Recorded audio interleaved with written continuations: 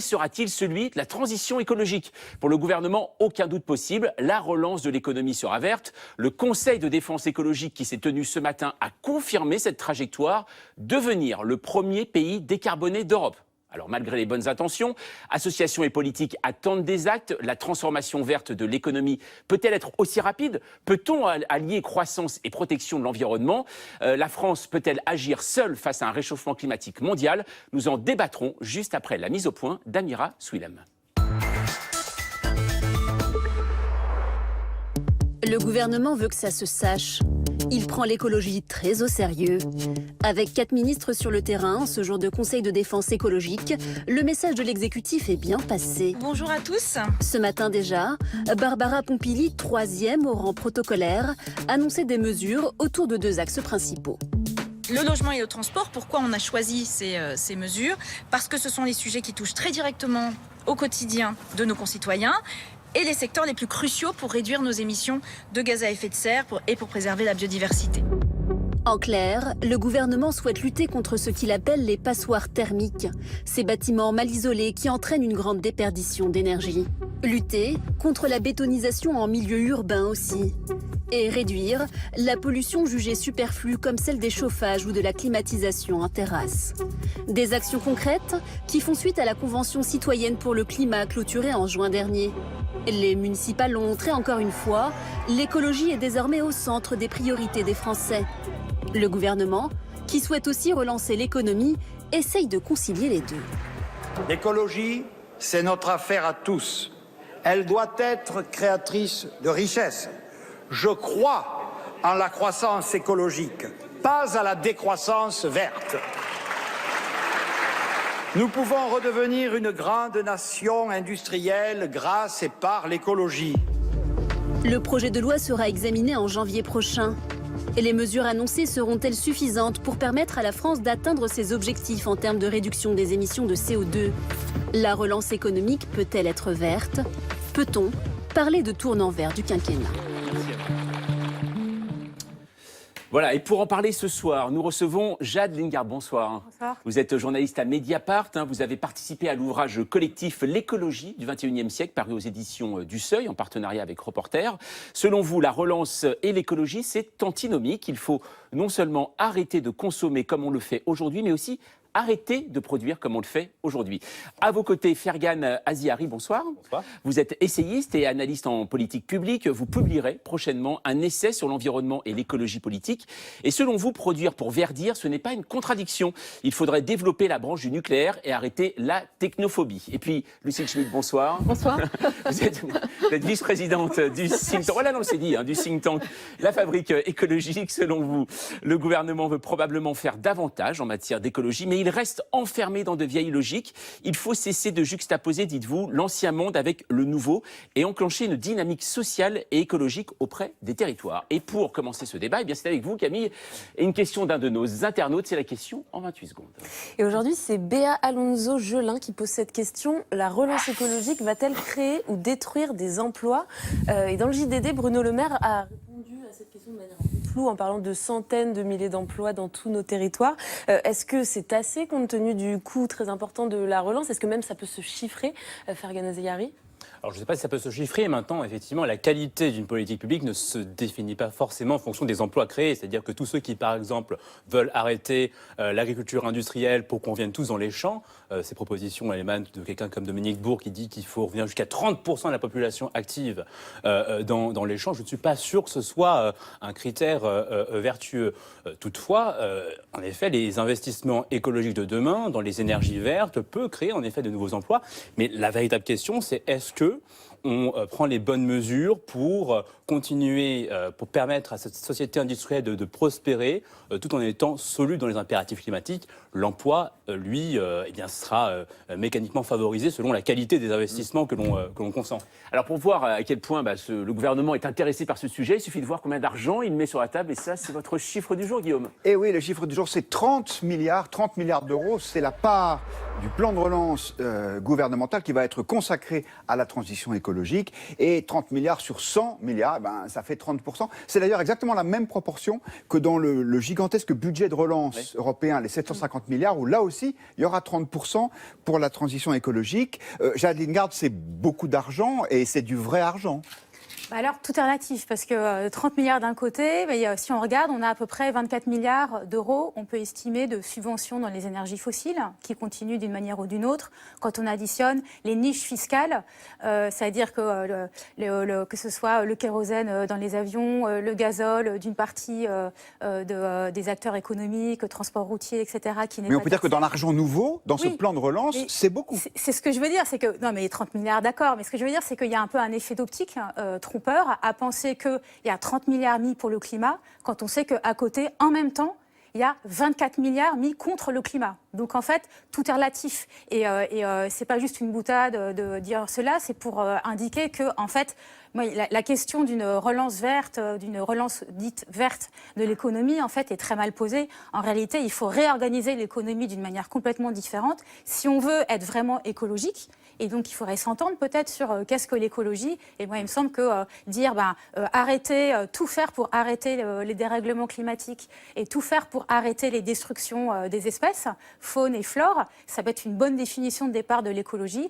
Si on part de ça, il faut déjà arrêter de mettre les 24 milliards de subventions aux fossiles qui augmentent considérablement les gaz à effet de serre et bloquent en fait notre économie dans un système qui est climaticide. Après, on pourra rajouter les 30 milliards. Oui, dans les mesures concrètes qui ont été annoncées aujourd'hui, Lucille Schmid, quelle est pour vous la plus importante? Il y a des éléments symboliquement forts comme l'interdiction des chauffages extérieurs pour les cafés, il y a des mesures pour l'isolation des bâtiments. Moi, je trouve que ce qui est le plus intéressant, c'est d'abord que très vite après c'est d'abord la démarche et le fait que dans la communication du ministre de l'économie, Bruno Le Maire, depuis maintenant plusieurs jours et même depuis le confinement, Bruno Le Maire se soit converti à l'écologie au moins en discours. Donc ça permet aux personnes qui sont engagées sur l'écologie, comme il y en a plusieurs sur ce plateau de longue date, de mettre la pression parce qu'aujourd'hui le décalage entre les discours et les actes est criant, mais au moins le discours est tenu par des autorités officielles. Donc ça c'est le premier point. Et qu'il y ait un conseil de défense écologique qui soit tenu, je pense que c'est une bonne chose. La question des actes est une question qu'on verra dans le long terme. Et à mon sens, ce qui est intéressant, c'est que effectivement en une semaine, on soit passé, par exemple, on avait 20 milliards sur la question écologique la semaine dernière, on est passé à 30 milliards au moment des annonces. Donc ça signale au moins une volonté de bien faire en communication. La deuxième chose qui est intéressante plus concrètement, c'est sans doute la question de l'artificialisation des sols. C'est-à-dire que c'est l'aménagement du territoire en France. Et on voit bien, moi qui parle beaucoup des territoires, comment ça peut répondre, être en résonance avec l'élection de maires verts dans un certain nombre de grandes villes, de métropoles. Et cette question de l'artificialisation des sols et de l'aménagement du territoire différent, je trouve qu'Emmanuel Macron et Édouard Philippe, en son temps, y ont déjà répondu. Il y a eu la question d'EuropaCity. Je pense que c'est vraiment quelque chose d'important. C'était une proposition de la Convention citoyenne de geler l'installation de nouveaux centres commerciaux. C'est pas seulement les centres commerciaux, c'est la façon dont en France, en fait, on considère le sol quelque part comme une ressource infinie, alors même que ce qu'il faut, c'est respecter, quand Jade Lingard parle de la nature et de la biodiversité, la première chose, c'est de respecter le sol. Justement, Fergan Aziari, il y a eu cette Convention citoyenne. Transposer ces propositions dans une loi, pour vous, c'est une bonne solution ? Je pense que la Convention citoyenne, dans ses propositions, il y a un énorme trou dans la raquette, c'est que précisément le mot nucléaire n'apparaît pas une seule fois, sur 400 pages. Alors s'il apparaît une fois, pour s'inquiéter que des tribunaux arbitraux attaquent la décision des États de sortir du nucléaire. Donc vous voyez, moi quand un document qui se prétend en faveur du climat omet complètement la question du nucléaire, ça anéantit sa crédibilité. Ça montre que pour ces gens, pour ces militants qui ont aussi parrainé la Convention, l'enjeu n'est pas simplement climatique, il est au-delà, il est en fait d'en finir avec la modernité technicienne qui est considérée comme étant la source de tous nos maux, y compris lorsque cette modernité technicienne recèle les solutions qui nous permettraient de marier notre niveau de vie et de le concilier avec les impératifs climatiques. Donc l'enjeu, il est là, c'est-à-dire que la question écologique, mais elle n'a pas attendu M. Hulot pour émerger. C'est-à-dire que les préoccupations environnementales, elles sont aussi vieilles que les sociétés humaines. Déjà, sous l'Antiquité, au Moyen-Âge, on s'émouvait de la pollution. Et on sent que ça presse, là, quand même. Mais aujourd'hui, ce qui a changé avec l'émergence du mouvement écologique, c'est l'attitude à l'égard des solutions contre les pollutions. Jadis, on pariait sur le développement technologique. Aujourd'hui, on considère que la technique est plus un mal qu'un bien. Jade Lingard, vous connaissez cet argument qui consiste à dire le nucléaire, c'est écologique parce que ça émet très peu de gaz à effet de serre, les centrales nucléaires. Est-ce que vous êtes d'accord avec ça? C'est toute une discussion qu'il faudrait pouvoir avoir de manière assez précise, mais peut-être pour résumer, ce qu'on peut dire, c'est que produire de l'électricité, moi, l'état des connaissances auquel je suis arrivée, plus modestement, c'est que produire de l'électricité avec du nucléaire émet moins de CO2 qu'avec du charbon. Je vous l'accorde, c'est vraiment pas contesté. Par contre, le moyen de produire de l'électricité le plus sobre en émissions et en pollution, c'est quand même par les énergies renouvelables. Mais surtout, l'enjeu principal, c'est ce qu'on appelle l'efficacité énergétique et la sobriété énergétique. Ça veut dire qu'il faut consommer le moins d'énergie possible. Après, moi, ce que je trouverais regrettable, si on engage une discussion sur ce sujet, et ce qui est un sujet tout à fait légitime et important, c'est de réduire la question de l'écologie à la question du climat. Parce qu'on ne peut pas réduire la question de l'écologie à la quantité de CO2 qu'on émet dans l'atmosphère. C'est la question aussi de la pollution radioactive, des risques d'accidents, et c'est la question des déchets radioactifs, dont tout le monde sait ici à quel point c'est un problème aujourd'hui irrésolu. L'écologie, c'est pas que le CO2. À ce propos, énergie alternative, Lucie Schmitt, ce qui est assez étonnant, hier, dans son interview dont parlait Camille Diao tout à l'heure, dans le JDD, le ministre de l'économie n'a pas employé une seule fois le mot éolienne. Il dit énergie alternative. Le mot éolienne est tabou. Pourquoi, en fait ? Parce qu'il y a une conflictualité autour de l'éolien, et c'est assez passionnant d'ailleurs, parce que ça rejoint ce que dit Jade Lingard sur le fait que l'écologie, c'est un ensemble. Il y a à la fois la question de la biodiversité, la question du respect de la nature, et il y a des enjeux effectivement techniques, technologiques, des enjeux climatiques. Et au fait, autour de l'éolien, il y a aujourd'hui un débat qui est mené d'une manière très conflictuelle autour du fait qu'au fond, installer l'éolien, qui est une industrie dans des paysages vierges, ce serait aller contre la biodiversité. Ce serait par exemple tuer les oiseaux, ce serait remettre en cause des sites remarquables, etc. Alors moi, je pense que c'est un débat qui est polémique, qui est rendu polémique notamment par des partisans du nucléaire, qui a là-dedans Et puis, il y a un sujet peut-être un peu sociologique, lorsqu'on a une très belle résidence secondaire à côté du Mont-Saint-Michel. Bon. Mais sans vouloir justement entrer dans la caricature, je pense qu'en revanche, par rapport à l'aménagement du territoire dont je parlais, le fait qu'on puisse installer, c'est industriel une éolienne, installer les énergies alternatives dans les territoires en respectant des processus démocratiques, mais aussi que l'État joue son rôle, parce que trop souvent, là, il s'en est remis aux entreprises et à des intérêts privés. C'est quelque chose qui est encore à inventer. Donc sur les énergies alternatives, on voit bien que le tout nucléaire a aussi empêché de mettre en place des procédures qui soient plus démocratiques. Pas de nucléaire en effet, mais on a beaucoup parlé aussi de transport dans ce plan de relance. Et justement, c'est notre archive du jour qui va nous en parler également. Ça nous renvoie en 68, alors en mars 68, puisqu'il y a eu avant. L'ORTF s'intéresse alors à une drôle de chose, un peu folle à l'époque, la voiture électrique. Et oui, mais qui pourrait bien conduire ce genre de véhicule, franchement? Sauf qu'en 68, on se rend compte que rouler électrique, ce n'est pas forcément nouveau. Les débuts de la voiture électrique coïncident avec ceux de l'histoire automobile. La première fut la Janto en 1894. Il y eut aussi des modèles spéciaux comme celui du grand-duc Nicolas, puis des véhicules utilitaires, des auto-écoles, celles des chauffeurs de taxi parisiens entre autres, et bien entendu, il arrivait parfois des accidents. Ça a duré jusqu'à quand? Ça a duré jusqu'à 1904-1905. Et pourquoi ça s'est arrêté? Pourquoi ça s'est arrêté? Il y avait plusieurs raisons, mais je crois que la principale, il faut faire appel à Freud. C'était pas viril. Le possesseur d'une voiture en 1900, c'est le même que celui qu'aujourd'hui a une Ferrari, une Maserati, une Lamborghini. Alors une voiture, c'était viril, c'était pour se déplacer, c'était pour plaire. Une voiture électrique, c'était silencieux, c'était tranquille. Alors qu'une voiture à essence, ça faisait du bruit, ça sentait mauvais. Et puis le mâle mettait en route à la manivelle. Alors voilà, je crois que c'est ça la vérité. Voilà, étrange explication. Alors on ne va pas aller sur les problèmes de virilité par rapport à la voiture, mais Fergan Aziari, est-ce que le développement justement de la voiture électrique n'a pas été stoppé par faute de développement aussi technologique aujourd'hui ? Oui, et en même temps, j'ai envie de dire aussi que ce n'est pas la seule alternative pour diminuer les pollutions. C'est-à-dire qu'on parle aujourd'hui de la filière hydrogène, faut-il la relancer? Bon, moi, je n'ai pas, si vous voulez, les clés et je ne suis pas certain de vous dire, voilà, quelles seront les technologies de demain. Si je le savais, je placerais mon épargne sur les entreprises de demain et je serais milliardaire. Mais là, on en parle beaucoup de la voiture électrique. Oui, non, mais bien sûr. Donc, c'est en effet une option qu'il faut développer avec aussi les technologies anti-pollution qui expliquent que la qualité de l'air s'améliore dans les grandes métropoles occidentales. Ça, il faut le rappeler, il faut aussi faire le bilan et rendre à César ce qui est à César sur le plan du progrès technologique. Maintenant, encore une fois, la voiture électrique, pourquoi pas, mais encore faut-il avoir une électricité décarbonée. Bon, et désolé, on revient là-dessus, encore une fois, sur la problématique nucléaire, parce que bon, les énergies renouvelables, c'est bien.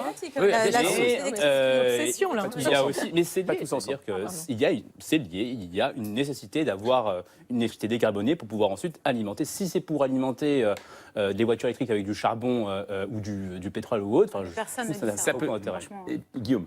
Oui, Gérald Lingard, qui dit voiture électrique, dit batterie. Oui. L'un des axes du plan de relance, c'est de réindustrialiser la France, notamment d'y produire des batteries électriques. Est-ce qu'on peut refaire des usines en France tout en étant dans une logique écologique ?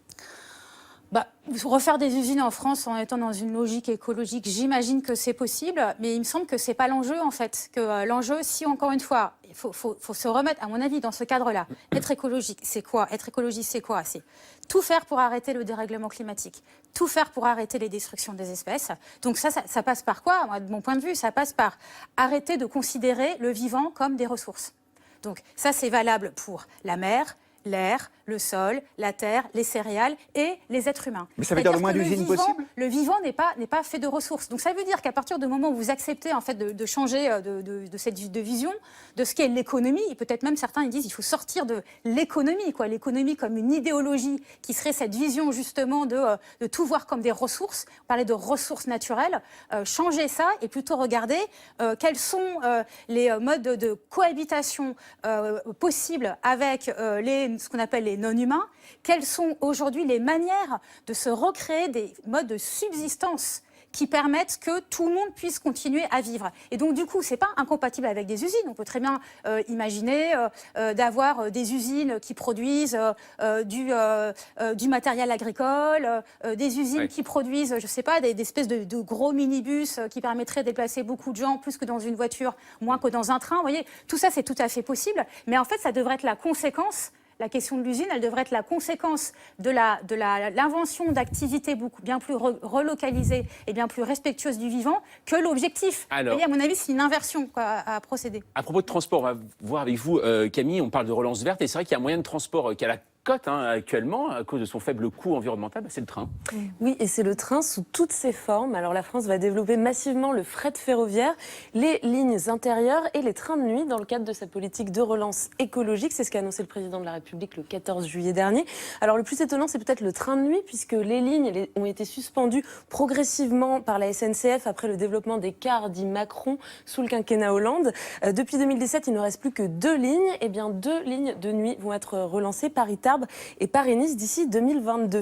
Pour les petites lignes intérieures, là, il s'agit de travailler avec les régions afin de sauvegarder les quelques 9000 km de réseau qui est parfois en très mauvais état. Une réflexion entamée depuis le début de l'année 2020. Et enfin, concernant le fret ferroviaire, qui ne représente plus que 9% du transport de marchandises en France contre 30% dans les années 80, eh bien, il s'agit d'augmenter sa part face aux poids lourds qui polluent beaucoup plus. Pour financer tout ça, eh bien, Barbara Pompili a promis début juillet un grand plan de relance pour le ferroviaire, mais on sait que le secteur est très mal en point. La SNCF, déjà très endettée, a vécu une mauvaise année 2020 avec la grève et le Covid-19. La rénovation des lignes secondaires pourrait coûter des milliards d'euros. La France saura-t-elle se donner les moyens de ses nouvelles ambitions ferroviaires ? Lucille Schmitt. Moi, je crois qu'il faut rappeler que le fret ferroviaire était déjà au menu du Grenelle de l'environnement en 2008. Donc c'est un serpent de mer et la vérité c'est qu'il n'y a pas eu la détermination en matière de fret ferroviaire qu'il y a eu sur d'autres sujets, des sujets plus productifs. Donc toute la question c'est aujourd'hui est-ce que c'est une détermination qui n'est pas seulement par bouffée, j'allais dire. Ça fait 15 ans de perdu. Donc à partir de là, on voit bien que le sujet il est d'abord européen, c'est-à-dire comment est-ce qu'on articule ça par exemple avec le Green Deal au niveau européen, comment est-ce qu'on met en place la relance française par rapport à ce Green Deal européen, c'est une première chose. Ensuite, ce qui est très intéressant, c'est le côté tête à queue dans le quinquennat Macron, c'est-à-dire qu'il y a 2 ans, Jean-Cyril Spinetta, ancien PDG d'Air France, ça montre comment l'avion aujourd'hui a perdu du terrain face au train, avait été chargé de faire un rapport sur l'aménagement du territoire et le train. et il était question effectivement de fermer toutes les petites lignes. C'était le tout TGV. Donc là, on a un tête-à-queue. Toute la question, c'est quand on fait un tête-à-queue, est-ce qu'on veut vraiment ne pas engager un nouveau tête-à-queue dans 2 ans? Donc est-ce qu'on va vraiment, de manière très déterminée, subventionner le train, les petites lignes, le train de nuit, ou est-ce qu'on va continuer à dire on le fait et puis en même temps à encourager l'avion? Donc là, c'est un vrai sujet. On sait que Bruno Le Maire a dit qu'il conditionnerait les aides à Air France sur le fait de supprimer des lignes intérieures, donc d'encourager le train. Et on voit bien qu'encourager le train, c'est pas seulement le TGV, c'est aussi des lignes qui sont des lignes de moindre vitesse. En quelque sorte, l'écologie, c'est aussi ralentir. Ça, je pense que c'est un point important. C'est ralentir et investir. Et sur la question économique, moi, je voulais quand même dire une petite chose, c'est qu'on ne transforme pas l'ancien monde en nouveau monde par un coup de baguette magique. Et toute la question qui est posée aujourd'hui, c'est la transformation, la transition et la conversion. Et comment est-ce que va faire le gouvernement par rapport à ça? Est-ce qu'il est déterminé ou est-ce que là, il ne fait pas un peu de com' pour la deuxième partie de quinquennat en attendant 2022? Parce que parfois, il y a une opposition, peut-être, Fergan Azziari, entre les préoccupations écologiques et la croissance et la rentabilité. Par exemple, on prend l'exemple du fret SNCF. Ça fait des dizaines d'années qu'on nous dit qu'il faut le relancer et des dizaines d'années que les patrons disent non, on préfère mettre nos marchandises sur des camions parce que ça va plus vite, que c'est moins cher et que c'est plus ponctuel. Oui, et je veux dire, il y a un message que j'ai envie de faire passer, c'est qu'il n'y a pas à opposer à la fois la croissance économique et le développement, l'écologie, les préoccupations environnementales. Cette opposition, elle est complètement factice. Quand vous regardez aujourd'hui, typiquement, quand vous comparez l'état de la qualité de l'environnement en fonction des pays du Nord et du Sud, moi j'aime bien rappeler qu'on meurt plus aujourd'hui de la pollution de l'air en Afrique subsaharienne qu'en Europe occidentale. Pour une raison très simple, c'est qu'en Europe, on a les moyens de se payer de meilleures technologies et de meilleures normes.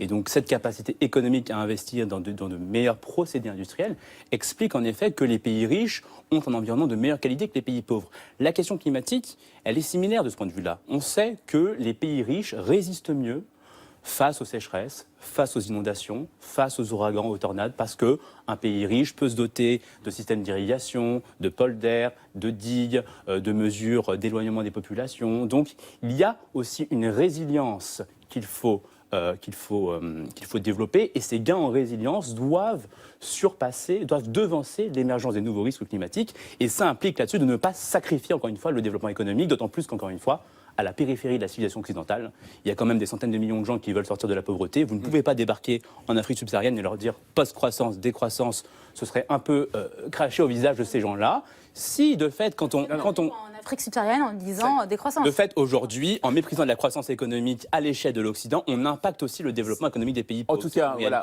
ça prouve une nouvelle fois que c'est un problème mondial. Voilà, c'est ça. Et donc, bien sûr qu'on en reparlera une prochaine fois, en tout cas sur le plateau de 28 minutes. Merci à vous trois d'être passés ce soir.